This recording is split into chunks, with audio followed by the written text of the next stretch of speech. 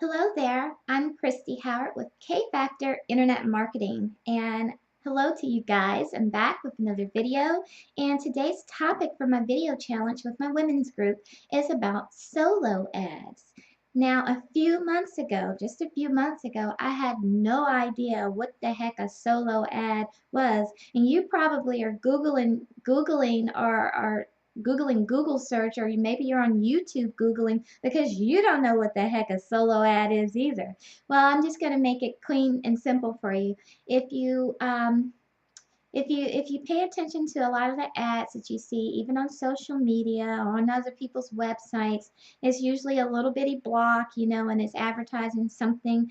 It's probably something that you have recently Googled yourself because they're like, oh, okay, so she likes to look at clothes or she likes jewelry, and then they put ads up that fit in that genre of things that you have recently searched for over the internet. That is a solo ad. Now, also, people do solo ads out to their mailing lists, like these big companies that have huge mailing lists of tens and tens of thousands of people. Well, you can proposition them, for money, basically to allow you to have a solo ad in their newsletter, on their website, on something that they produce. A lot of times in the back of the magazines, you'll see there's 2, 3 pages of ads. Those are solo ads as well, where people have paid for space to advertise.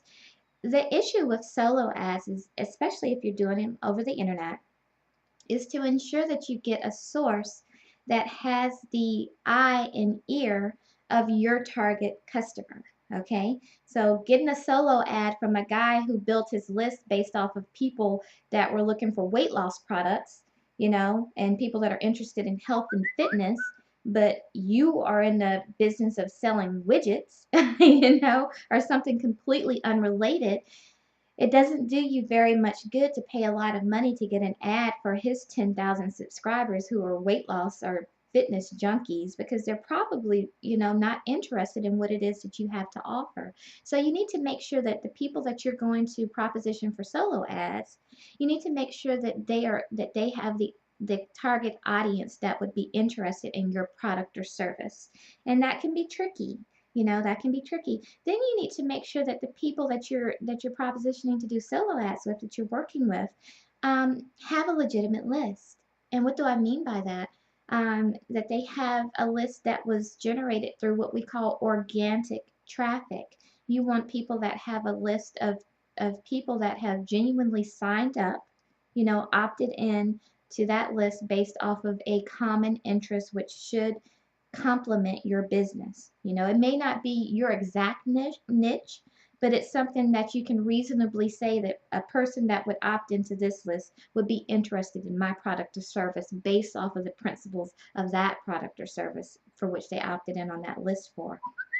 Some people have trash lists. They have lists where they've imported email addresses that they've bought from other people, and then you don't know what the target audience is. Some people have a bunch of erroneous information in there, erroneous email addresses. So you have to be very particular. And even if you get all of that right, even if you find someone with a great list built from organic traffic and it matches your business, and you go and pay, $100, $200, $1,000 for a solo ad to their list, make sure that the money that you're spending on that solo ad is money that you can spare, that you can lose, and that you don't have to get a certain return on.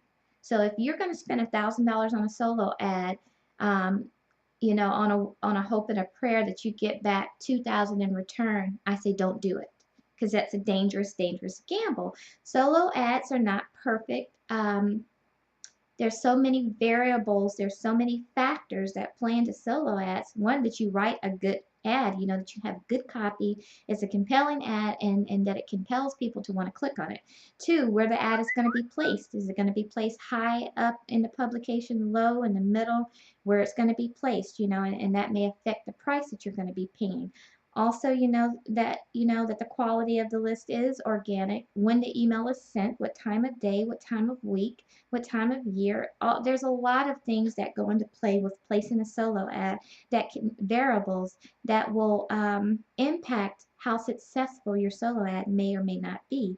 But at the end of the day, You're dependent on somebody to click on it. You're dependent on somebody to open an email and then have interest in your ad. And not only that, have interest in your ad, click on your ad, read your opportunity, and decide to opt in. So there's lots of room in the world that we live in today. You know, there is lots of room. Excuse me, guys. There's lots of room for mishaps in that situation. So if you're going to spend money on solo ads, you know, they can be a great investment. They can definitely grow your business, but I just say be careful, be careful, be careful, and don't spend the money if you need it back. You know, there's better ways to invest that money into growing your business if it's money that you are going to suffer if you lose it and don't get anything in return for it, or if it doesn't pay for itself at least. So I'm Christy Howard with K Factor Internet Marketing, and that's what I wanted to tell you about solo ads. For me personally, I don't do private solo ads. I belong to a wonderful co-op, and that's called Viral Success Network. And it is a co-op where the guy basically pulls our money together, and he does the copy for us. He writes the ads for us. He finds the traffic for us. You know, we put a lot of faith in Desmond, and Desmond has always delivered for Viral Success Network. But I'm a part of that co-op, so I just pay a fee to get a certain amount of clicks. And, you know, like I said, even in that situation, the clicks that I buy is not money that I'm going to be crying if I don't get results from. But thus far, I have gotten results. And guys, I've got to run because I have a guest coming in. You just heard my doorbell, so I'm gonna go. But Viral Success Network is a great source for traffic, and I will put the information for it down in the bottom.